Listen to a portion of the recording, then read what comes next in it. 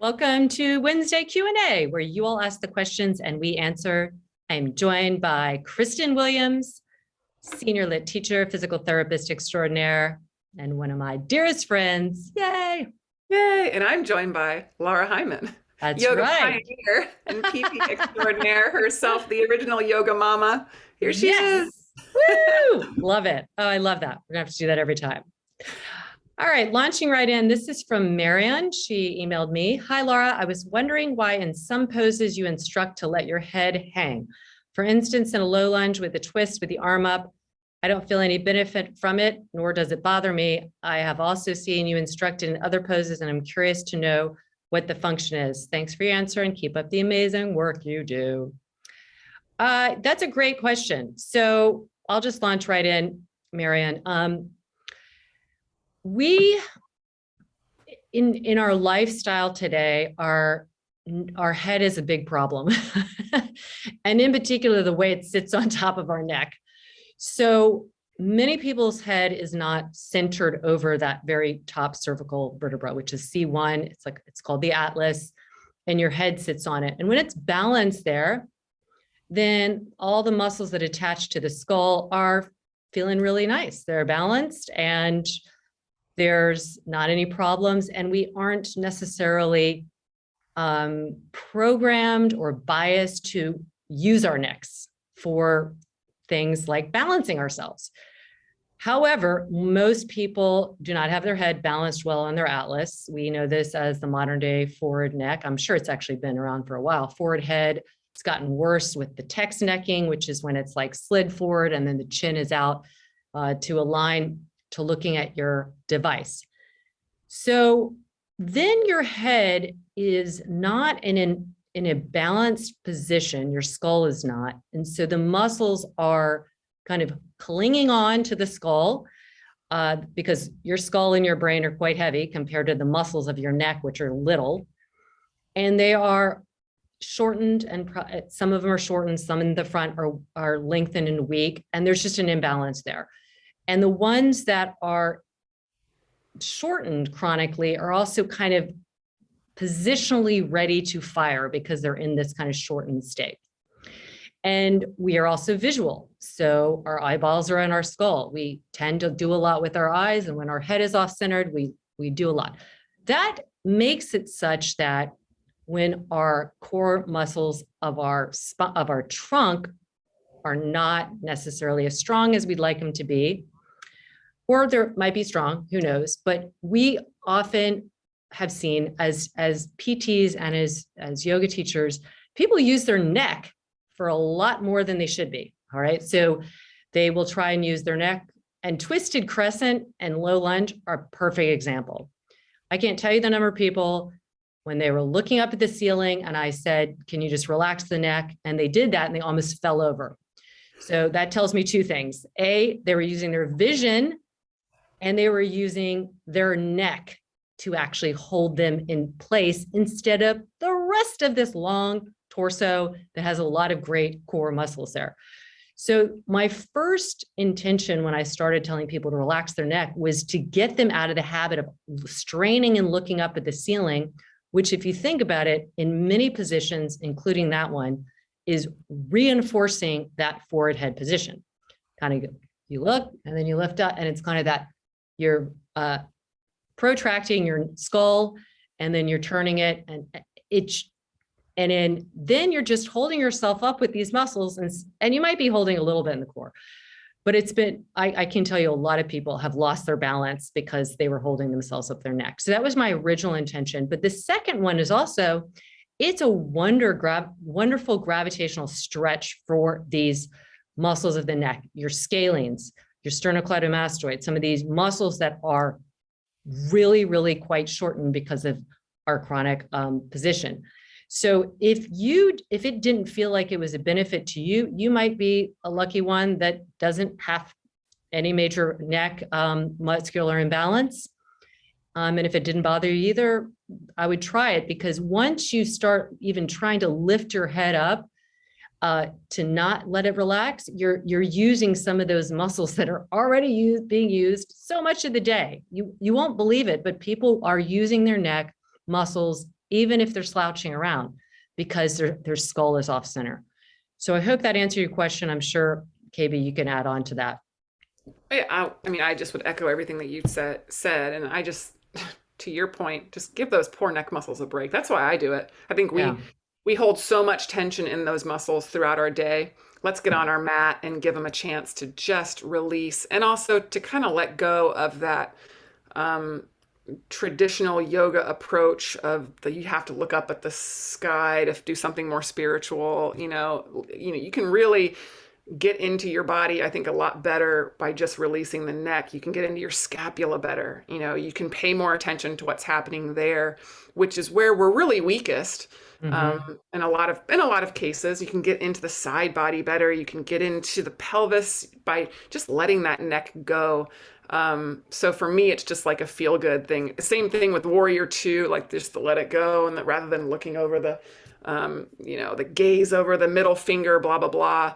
Now I just actually made a class up last week that I taught where I was focusing on cervical range of motion. So I had in one time we turned and looked over that, because that was my purpose. Let's see, how far can you turn? Mm-hmm. Or we were doing, active lifting of the side of the head as a way to strengthen and just assess and gauge. But that is one class out of a 2-3 years worth that I never do that, because we spend too much time, we do too much with our neck. We use it when we shouldn't be.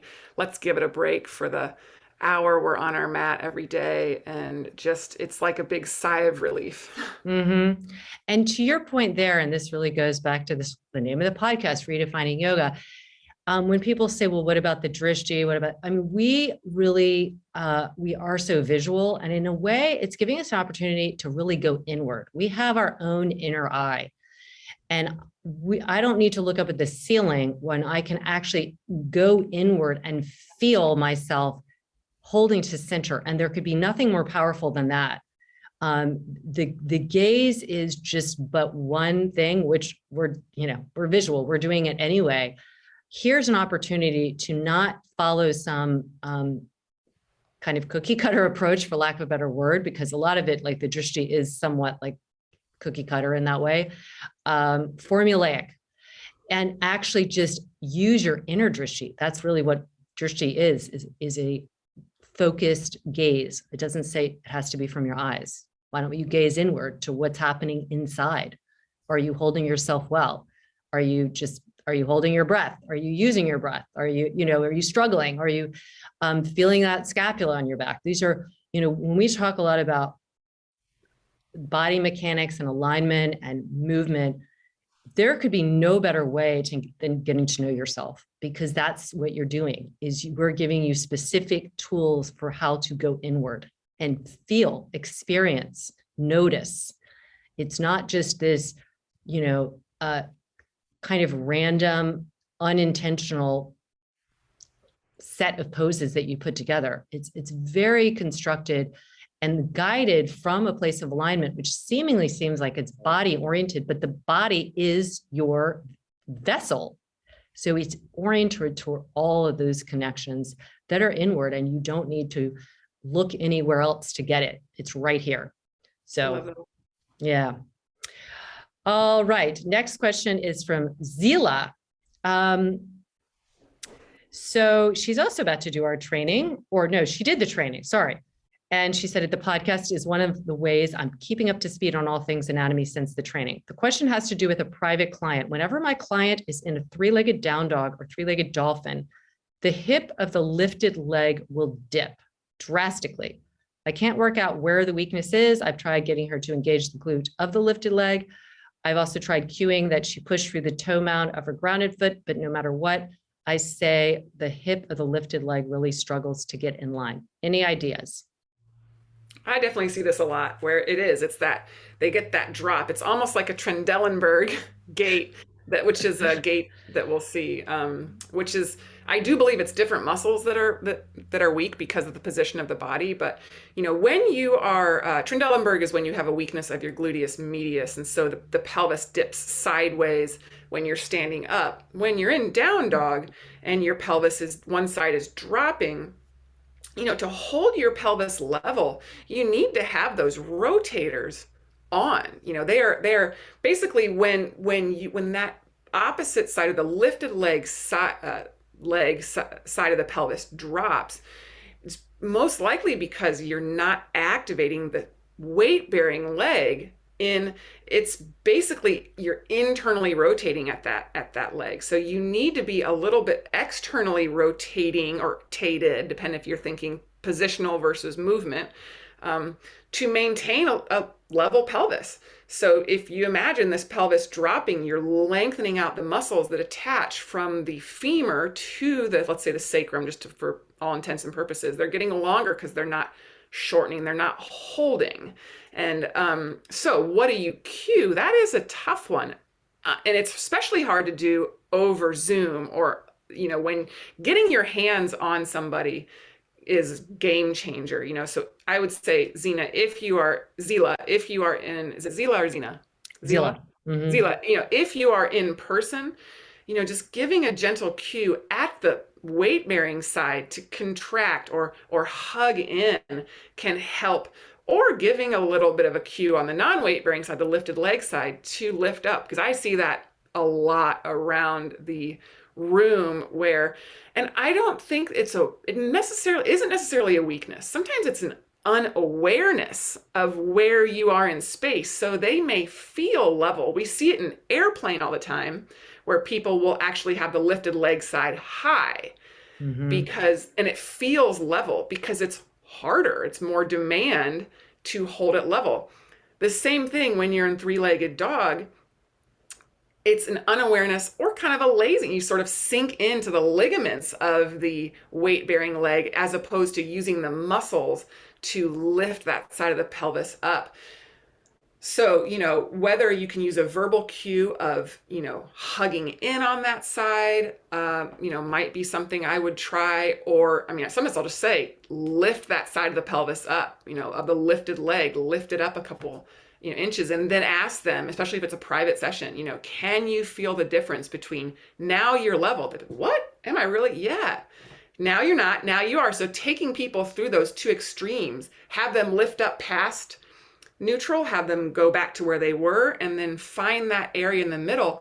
They may just not know where they are in space, which is probably what I'm guessing, because they've just sunk into their ligaments for so many years and have never really used those small, deep, core 6 rotators in there to stabilize the pelvis, because they don't do it in life when they're walking around. They don't.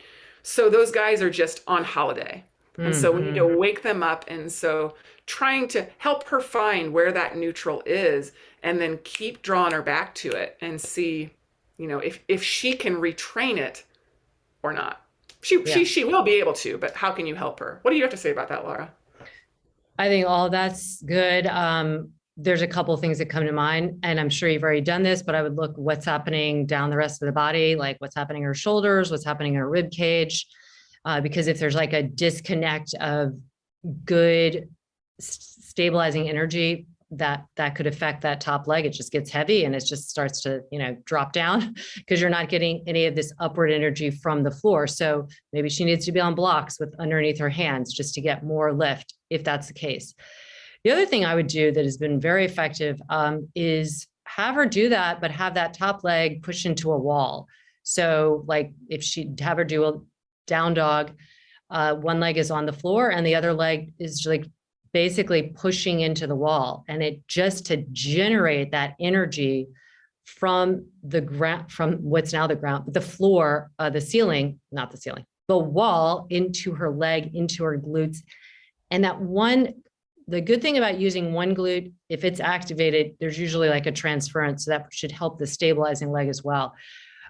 This will be hard in many ways because you're getting the entire posterior chain involved, but you're also getting a lot of, length there. So it's going to feel like a big stretch and strength at the same time.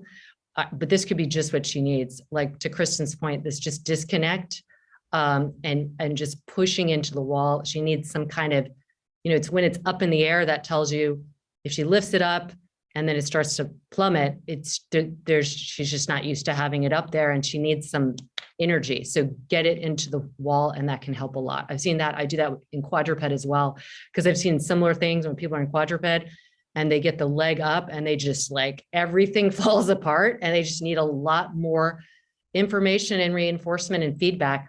And so I'll have them do quadruped, extend one leg and push that one foot into the wall. And it's like everything just kind of gets more organized. You just need it from there. But that free, unweighted limb can just feel very disjointed in terms of getting all the firing going. Yep. Okay. Jerryman 17. Love your podcast. Wondering why the back of my ribs hurt after lifting heavy weight. I get so sore, I feel like they're bruised. What could I be doing wrong? That's a first. I've never heard that before, personally, in all my years. So back of the ribs after lifting heavy weight. So I just immediately am thinking, okay, you're doing something maybe like squats, where your torso is over.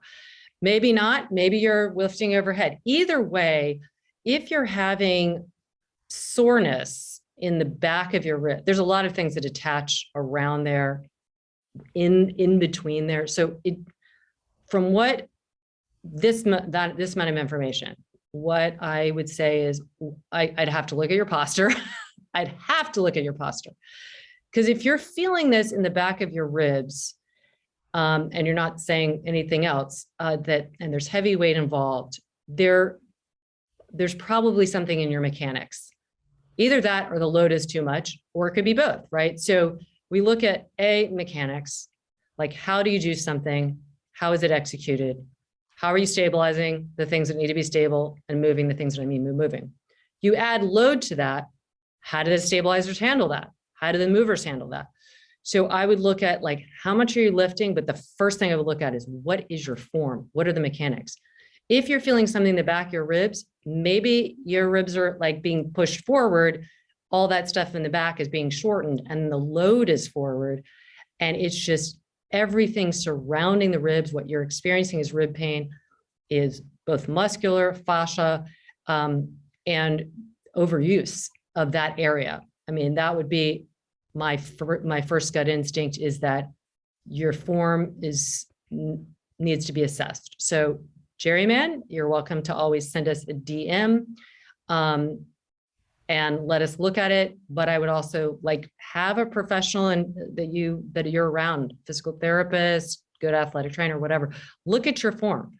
Are you lifting your chin when you're lifting weights? If you're lifting weights overhead, are your ribs popping out? If you're squatting, are your ribs popping out and your pelvis tipping up like a little, tippy bird? Those are things that are all going to compress, especially in the thoracic region, in the rib cage region. And then you add load to that. And so that soreness you feel in the ribs, it just could be all the surrounding muscles that are being compressed and really strained by the load. That'd be my gut. Any other thoughts on that? No, I definitely agree with you that we'd have to see you do it and really try to ferret out. Is it muscle soreness? Is it joint soreness? Is it, are you over moving there? Are you under moving there? Because it's most likely a mechanical issue, Jerry. Just something is working too hard because something else is not working. And it could be the littlest change in your technique could make the biggest amount of relief, or to your point, it's just a little too much weight. Lower the weight, change the technique, might make it harder because you'll be using muscles that maybe you aren't using right now, which is why, for whatever reason, the backside of your ribs, whether it's your intercostals, whether it's your lats, whether it's your obliques, whether it's your QL, is taking the brunt of your lifting, and it shouldn't be. We want to see those bigger muscle groups, those legs, those glutes, those quads, those hamstrings, the core be doing the work. So I personally would love to see a video of you working and see what we see. I think in general, anybody who's doing weight training, you're going to have muscle soreness for sure, because you're adding load to build muscle. But if it's consistently in the same area, then look at form. That's just what jumps out at me. Yeah. All right, we got one more quick question today. This is from It's Never Just Jody. I have mild, I never pronounce this right. We've gotten questions about it before. Ehlers-Danlos. It's that disease of connective tissue, also known as hypermobility, but there's many forms of it. Orthopedic doctor said no yoga. PT said yes to Pilates and yoga. Thoughts? Well, yes. So and I've done podcasts on this before with people who specifically have it, and I've worked with people who specifically have it. So I understand why the orthopedic says that, because as KB is an orthopedic PT, and prior to being a yogi, saw many people who were injured in yoga. So, there's a lot of people who are in this world, in PT and as a doctor, who would think yoga is not good for many reasons, right? And especially if you have a connective tissue disorder where you have laxity of the joints, the nervous system, it has maybe some faulty wiring and stuff. So I can't say, if you have mild, I would definitely say our form of yoga would be great for you, because I have had various people from mild to much more severe who've done it. Because what you have, and would be for anybody with hypermobility, in any kind of hypermobility syndrome, true hypermobility, not, syndrome, you have laxity and you need stability. So everything this happens chronically. People, they have like too much mobility and yet they feel really sore. They think they need to stretch. That soreness is actually your body craving stability. So yes, I think doing yoga, Pilates, maybe not. There's some things in Pilates I'm not a big fan of, but anything that's going to work your stabilizers would be great for you. Is exactly what you need. You need to go into your body and limit the in-range motion for sure. Do you want to add any more comments to that? No, you said exactly what I was going to say, that I have no doubt why an orthopedic surgeon would say that, because that was what brought me to lit yoga, was all the people that I saw who got injured in traditional yoga. And I mean, I went to my very first traditional yoga class and it was like, oh, okay, now I see why. Because people are sinking into ligaments left and right. The traditional yoga practice is quite passive when it comes to ligament stability, and quite weak when it comes to proximal strength. And so that's what drew me to lit. So yes, I do think lit yoga would be excellent for you, because it focuses on proximal strength and stability, which is exactly what someone with EDS needs. Really, I would argue almost no matter the severity. Mm-hmm. Teaching somebody how to find neutral, maintain neutral, not go into their ligamentous end range is beneficial no matter who you are, but especially if you have EDS, you have this hypermobility where you're already have the cards stacked against you. You need more than the average person, the benefit of that core, that proximal strength, those small muscles, to stabilize what you don't have given to you naturally. And so, but where traditional yoga is not going to do that. And I agree with you about the Pilates. There are some things in Pilates where they have the long lever arms working. It can act. Now you can have a really good Pilates instructor who can, keep an eye on you and make sure that you are stabilizing and not sinking into anything, and do great there. So just as with any type of yoga, as with any type of PT, anything, not all practitioners or teachers are created equal. So, making sure you're doing the right practice, lit yoga, have the right Pilates instructor if you're doing Pilates. And I think it can be a real game changer. We've seen it a ton in our work as lit yoga teachers. And just as a, full disclosure, you could be very frustrated, especially if you've already been in yoga, because yoga is very rewarding for people with any type of hyperlexity because it's like, oh, look, this is so easy for me. And all of a sudden we're going to be like, oh no, you're going to actually have to hold it here. And so it might be very frustrating from your nervous system, your like understanding and the brain mapping, as well as just your own experience. I don't want to say ego, but whatever, like if something came easy to you, it's not going to be easy. If you're doing yoga that feels easy, then that's not the type of yoga you should be doing at all. If you're hypermobile, you want to go into something that is really going to be like challenging your brain, challenging your proximal stability. And it will do that because that's, that is part of the disorder is that you could go and slide right into motion and you have to actually control motion. So we're pulling for you, Lit Yoga. This is what it's all about. It's about helping people in people who are like have the opposite issues, right? We want to get their joints mobile. That is not your issue. You need a lot of stability. So we're here for you. And for anybody else who has questions about this or anything more, make sure you write us on Instagram, direct message us. That's usually the best, Laura.Hyman or KBWilliams99. You could also write support@lityoga.com. We get your submissions to that address as well, because this is so fun. We're here for you. We want to support you. And, share this with your friends. We really appreciate your support. So please share this, download it. And especially if you have any friends or family that have any kind of similar type questions or situations that we address, we really appreciate you sharing it with them so that everybody feels better. Yay, gets lit up. Thank you, my dear. Love you. Love you too. You're welcome. Bye, everyone. As always, we're pulling for you.